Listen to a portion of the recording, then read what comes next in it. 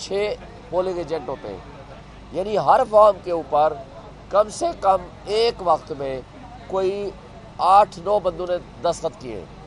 اور اگر 8 بندے بھی تصور کریں تو 387 پولنگ اسٹیشنز ہیں۔ اگر آپ اس کو کم کر کے 5 بھی تصور کر لیں، یعنی 4 کر لیں، 5 کر لیں، 6 کر لیں، ہم ایوریج 6 کرتے ہیں، یعنی 2 پریزائڈنگ آفیسر اور اسسٹنٹ پریزائڈنگ آفیسر اور 4 ہم پولنگ ایجنٹ تصور کر لیتے ہیں۔ 6 کا مطلب یہ ہوا کہ 387 تقریباً 2000 افراد کے اس کے اوپر دستخط ہے، اور مختلف 2000 بندے مختلف لوگوں کے دستخط ہیں، مگر اور یہ وہی فارم 45 ہے جو میرے پاس بھی ہے، میرے اپوننٹ طارق فضل چودھری کے پاس بھی ہے، مصطفیٰ کے پاس بھی ہے، جماعت اسلامی کے پاس بھی ہے، اور کل تحریک لبیک نے بھی میرے ساتھ پریس کانفرنس کی ہے، اس کے پاس بھی ہے، اور باقی بھی کینڈیڈیٹس کے پاس ہے، وہی پیپلز پارٹی کے سبط الحسن بخاری کے پاس بھی ہے۔ اب ایک شخص ریٹرننگ افسر وہ اٹھتا ہے، وہ سارے فارم 45 کو سیڈ لائن کرتا ہے اور اپنی مرضی کا رزلٹ بنا دیتا ہے، وہ 47 بنا لیتا ہے۔ پھر ہم یہاں آتے ہیں، یہاں سے ہمیں سٹے ملتا ہے، اور ریٹرننگ افسر مجھے لکھ کے دیتا ہے، رائٹنگ میں آرڈر دیتا ہے، پوری میڈیا کو میں نے اس دن دکھایا تھا، رائٹنگ میں آرڈر دیتا ہے کہ پوسٹ پون ہو گئی ہے کنسلٹیشن پروسیس، ہم نے روک دیا ہے۔ وہ رائٹنگ میں آرڈر لے کے ہم چلے جاتے ہیں تو پیچھے طارق فضل کو بلا لیتا ہے، اس کے ساتھ ٹیمپرنگ کرتا ہے، سارا فراڈ کرتا ہے۔ میں فوری طور پر وہاں جاتا ہوں تو ہمارے پہ حملہ کر دیتے ہیں، اور ریٹرننگ افسر ہمیں اندر نہیں جانے دیتا، اور ہم یہاں آتے الیکشن کمیشن ہماری اپلیکیشن لیتا ہے، فوری طور پر اس پہ آرڈر کرتا ہے، وہ ان کو آرڈر بھیجتا ہے، لیکن ہماری کوئی نہیں سنتا۔ اور اتفاق سے اور عجیب سی بات لگتی ہے کہ الیکشن کمیشن خود سٹے دے رہا ہے، خود ان کو روک رہا ہے، اور خود کہہ رہا ہے کہ ان کے خلاف ایکشن کیوں نہیں، آپ کیوں یہ ایسی حرکتیں کر رہے ہیں، اور رات کو نوٹیفیکیشن جاری کر دیتا ہے، جس کو ہم نے ہائی کورٹ میں چیلنج کیا، اور ابھی وہ آرڈر ریزرو ہو گیا ہے۔ ہم امید رکھتے ہیں کہ نوٹیفیکیشن وہ سیٹیسفائیڈ ہو جائے گا۔ اب اسی طرح پورے پاکستان میں بہت بڑی تھمبنگ میجارٹی کے ساتھ پی ٹی آئی جیتی ہے، ہر حلقے میں جیتی ہے، فارم 45 موجود ہے۔ آج جو کچھ ہو رہا ہے، میں ایک صرف ڈی جی خان کی بات کرتا ہوں ضلع کی، وہاں لغاری کو جتایا گیا، سجاد مارچینا وہ بڑی لیڈ سے جیت چکا تھا فارم 45 کے حساب سے، مگر اس کو ہرا دیا گیا، اور وہ زرتاج گل زبردستی بڑی مشکل سے مار کٹائی ہونے کے باوجود وہ اپنا رزلٹ لینے میں کامیاب ہو گئی۔ ہمارے وہاں اقبال ثاقب صاحب ہیں، انہوں نے بھی ایم پی اے کے کینڈیڈیٹ تھے، ان کو ہرایا گیا، مخالف کو جتوایا گیا۔ اسی طرح اقبال وڈانی تھے، ان کو بھی ہرایا گیا۔ اور میرے ساتھ موجود ہیں علی محمد کھلول صاحب، میرے پاس موجود ہے، یہ ان کا حلقہ تھا این اے 184، یہ جیتے ہیں جناب 50,000 کی لیڈ سے، یہ آپ کے 1,13,000 سے، 1,13,000 اس کے ووٹ تھے 45 فارم 45 کے مطابق۔ ان کے اپوننٹ نے ووٹ لیے 64,000 64,000، 50,000 کی لیڈ سے جیتا ہوا بندہ، اس کو ہرا دیا۔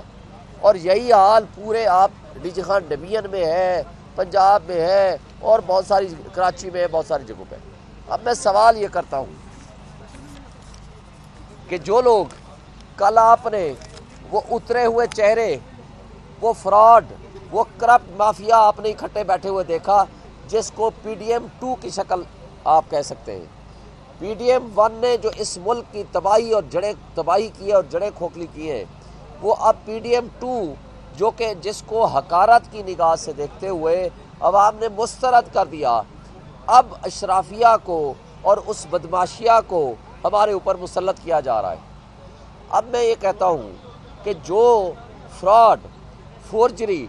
اور بےایمانی اور ڈکیتی ان لوگوں نے کی ہے،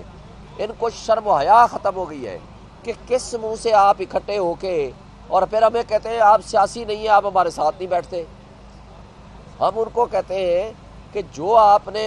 جرم کیے ہیں اس کو ختم کریں۔ میں آپ کو آفر کرتا ہوں، ہم ہر ایک سے بات کرنے کو تیار ہیں، مگر جو ہمارا مینڈیٹ ہے، عوام کا مینڈیٹ ہے، وہ ان کو واپس کریں۔ جو چوری کیے ہیں حلقے، سارے لاہور میں انہوں نے چوری کیے، آپ کے سامنے ہی ہے، مریم نواز ہار گئی تھی، نواز شریف ہار گیا تھا، شہباز شریف ہار گیا تھا، اون ہار گیا تھا، سارا یہ فراڈ ہے، سب آپ کے سامنے ساری تفصیلات آ چکی ہیں، اس میں تفصیل میں کیا جائے۔ آپ وہ حلقے واپس کریں، 2/3 میجارٹی سے بھی زیادہ ہماری سیٹیں بنتی ہیں۔ حکومت ان کو بنانے دے جس کو عوام چاہتی ہے۔ آئین میں لکھا ہوا ہے کہ آئین کے دیے ہوئے اختیارات کے تحت آپ نے جس کو عوام منتخب کرے گی وہی حکومت بنائے گی، اور آئین کی وائلیشن میں اگر وہ ٹولہ، وہ طبقہ جو آپس میں بیٹھ کے ایک ہفتہ پہلے تک دست و گریبان تھے، وہ قوم کی آنکھوں میں دھول جھونک رہے تھے،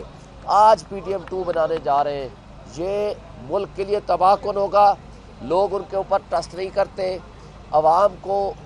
ان کے اوپر ٹرسٹ نہیں ہے، اوورسیز کو ان کے اوپر ٹرسٹ نہیں ہے، انٹرنیشنل ورلڈ ان کے اوپر ٹرسٹ نہیں کر رہی، کوئی انویسٹمنٹ نہیں لائے گا، اور ان کو اگلے ہی مہینے 2 مہینے میں $24 بلین کی واپسی کرنی ہے۔ ان کے پاس کوئی روڈ میپ نہیں ہے۔ جب دیکھیں پبلک سپورٹ سے گورنمنٹ آتی ہے تو وہ پالیسی وہ بناتی ہے جس کو پبلک کی سپورٹ ہوتی ہے، اس کو انٹرنیشنل ورلڈ ریکگنائز کرتی ہے، اس کو اوورسیز ریکگنائز کرتے ہیں، پھر انویسٹمنٹ آتی ہے، پھر ملک آگے چلا کرتے ہیں۔ لیکن جس انداز سے یہ چلانا چاہتے ہیں، یہ ملک کی تباہی کرنا چاہتے ہیں، تو میں سوال کرتا ہوں اپنے ان اداروں سے جو اس ملک کی حفاظت کے ذمہ دار ہیں، کیا آپ نے ملک کی حفاظت کی بجائے ملک کی جڑیں کھوکھلی اگر کرنی ہے اور ان ظالموں، ان جابروں اور ان چوروں اور ڈاکوں کی مدد کرنی ہے اور اس ڈکیتی میں آپ شریک کار ہو کے ان کو آگے لانا چاہتے ہیں، تو کیا یہ آپ ملک کی خدمت کر رہے ہیں، یا ایک شخص جو جیل میں بیٹھا ہے اس کی دشمنی میں ملک کو کھوکھلا کر رہے ہیں؟ 25 کروڑ عوام سے آپ بدلے لے رہے ہیں، اور اس کا نقصان ہمارے ان 25 کروڑ عوام کو بھی ہے اور ان کے بچوں کے مستقبل کو بھی ہے۔ خدا را آج بھی ہوش کے ناخن لیں۔ اور آخری بات، میں منصف اعظم چیف جسٹس آف پاکستان سے مطالبہ کرتا ہوں کہ آج پورے پاکستان میں، پوری دنیا میں شور اٹھ چکا ہے، جو ڈرامہ، جو فراڈ، جو ڈکیتی جمہوریت کے نام پہ، آئین کے نام پہ، قانون کے نام پہ ہو رہا ہے، خدا کے لیے آپ کی آنکھیں اور کان کھلنے چاہیے۔ آپ کو رات کو عدالتیں تو نہ لگائیں لیکن دن میں تو لگا لیں، لوگوں کو انصاف دیں۔ 25 کروڑ عوام کیا کرے، کس کے پاس جائے؟ اگر آپ نے بھی انصاف نہ دیا تو آپ کا نام بھی تاریخ میں تاریخ ترین الفاظ میں لکھا جائے گا۔ آج صرف عدلیہ سے توقع ہے، میں کہتا ہوں کہ وہ ہوش کے ناخن لیں، عدلیہ کم سے کم لوگوں کو انصاف دے، لوگوں کے بنیادی حقوق کا تحفظ کرے تاکہ ہم ملک کو آگے لے جا سکیں۔ شکریہ۔